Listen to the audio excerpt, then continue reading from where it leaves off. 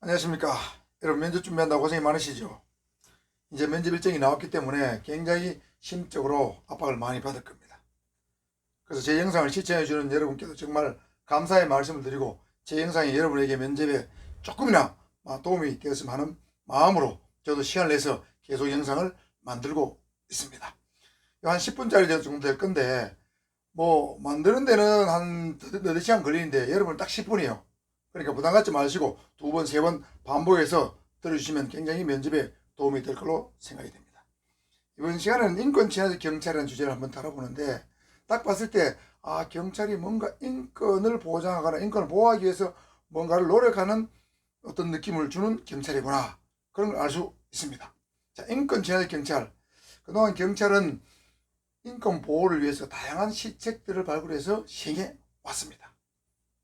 그래서 그 정책들이, 시책들이 어떤 것이 있는가 여러분 알고 면접에 들어가야 되겠죠. 법 집행도 중요하지만 인권도 중요하기 때문에 경찰이 그동안 어떠한 노력을 해왔는가 알아둘 필요가 있습니다. 먼저 인권이 뭡니까? Human Right. 인권이란 것은 사람의 권리라는 뜻이죠. 사람의 권리. 사람이 개인으로서 또는 국가의 구성원으로서 원래부터 누리는 기본적 권리입니다. 사람에게 인정되는 기본적 권리가 인권이다. 다른 말로는 기본권이라 해도 틀린 것이 아닙니다. 헌법상의 기본권이 여러 개 나오죠. 자유권, 사회권, 참정권 많이 나오는데 그 자체가 인권이라고 보시면 되는데, 이러한 인권은 자연법 사상에서 유래했는데 인권의 성질을 크게 네 가지로 나눕니다. 보편성, 고유성, 항구성, 불가침성. 모든 사람은 인권을 누릴 권리가 있기 때문에 보편성이라고 부릅니다. 또 사람으로 태어난 사람은 누구에게나 인권이 있기 때문에 그건 고유성이라고 부릅니다.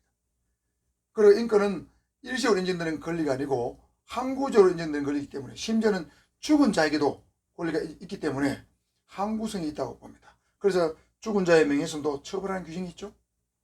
그리고 마지막으로는 불가침성이 있어서 공권력 등 외부로부터 어떤 침해를 받아서는 안 된다는 것입니다.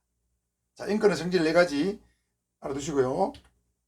자, 인권 침해 사례는 구체적으로 제가 설명하지 않겠지만 대충 봤을 때 외국에는 유색 인종의 인권 침해 그런 사례가 있었고, 또 신분에 따른 인권 침해, 인도의 카스트 제도, 우리나라의 노비 제도, 그 다음에 성별에 따른 인권 침해, 예를 들면 회교에서 여성들이 얼굴에 쓰는 히잡 같은 거, 이건 남성 중심의 회교 사회가 만들어진 어떤 여성 인권 침해 사례가 되겠죠.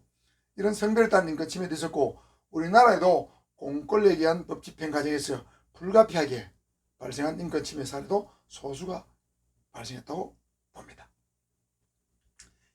그래서 이런 인권 침해를 방지하고 인권을 보호하기 위해서 경찰이 다양한 노력을 해 왔습니다.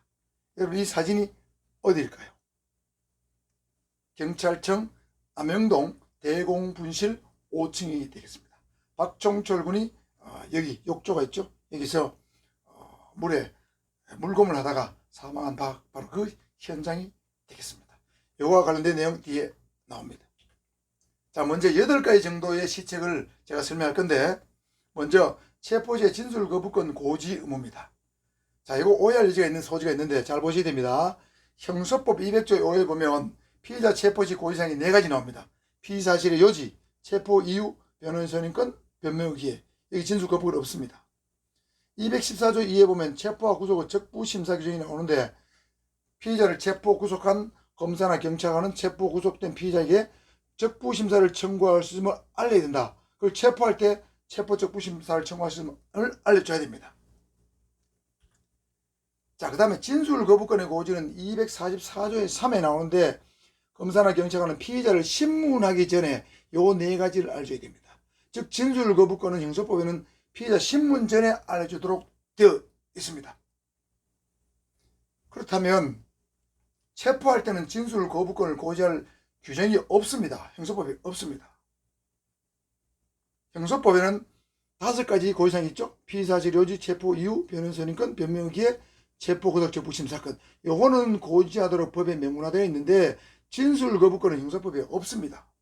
미국의 미란다 원칙에는 이것이 들어있지만 우리나라 형소법에는 어떤 이유인지 몰라도 그게 빠졌기 때문에 2019년 2월부터 경찰청에서 내부 지침으로 진술 거부권도 고지하라고 명시가 되었습니다. 그래서 경찰은 현재 체포할 때는 이 6가지를 다 고지하고 있습니다.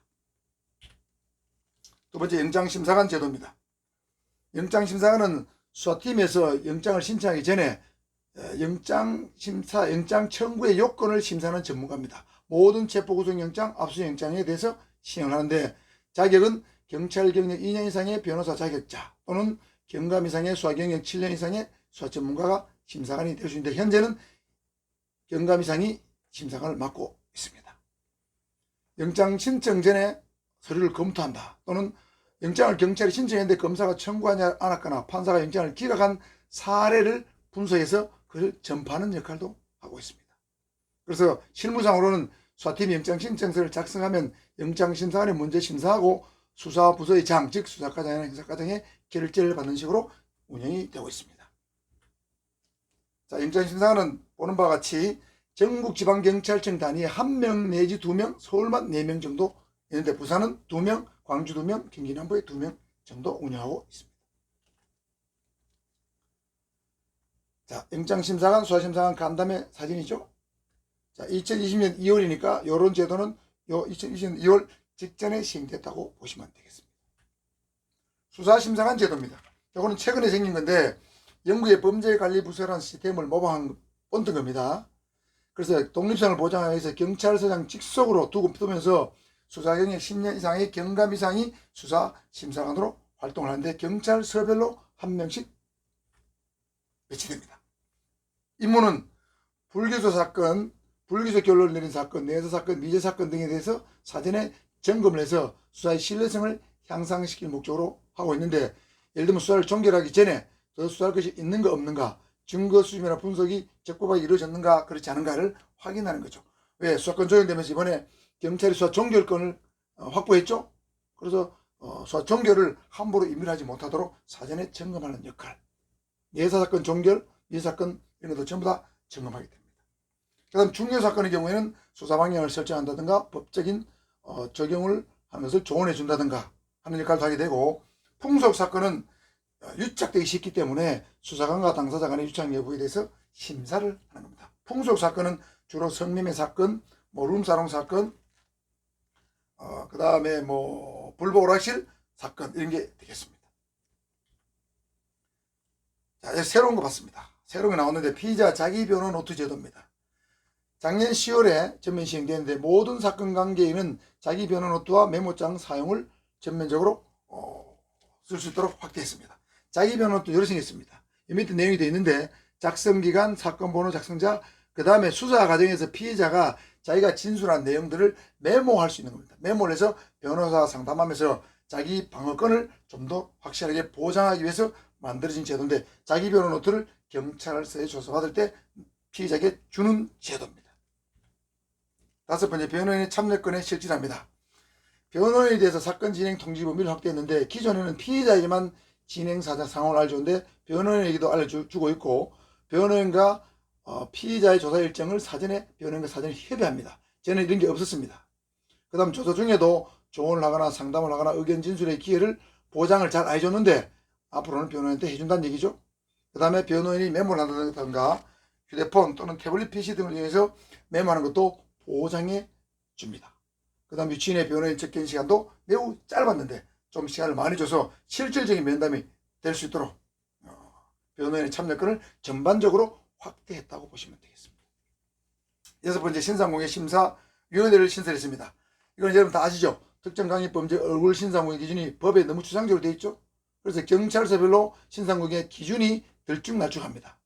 그래서 전국지방청별로 신설해서 기준을 단일화하고 신상공개 심사 세부 체크리스트를 만들어서 이 체크리스트를 가지고 엄밀히 심사 후에 공개 여부를 결정하는 식으로 해서 함부로 신상공개가 되지 않도록 변경을 했습니다.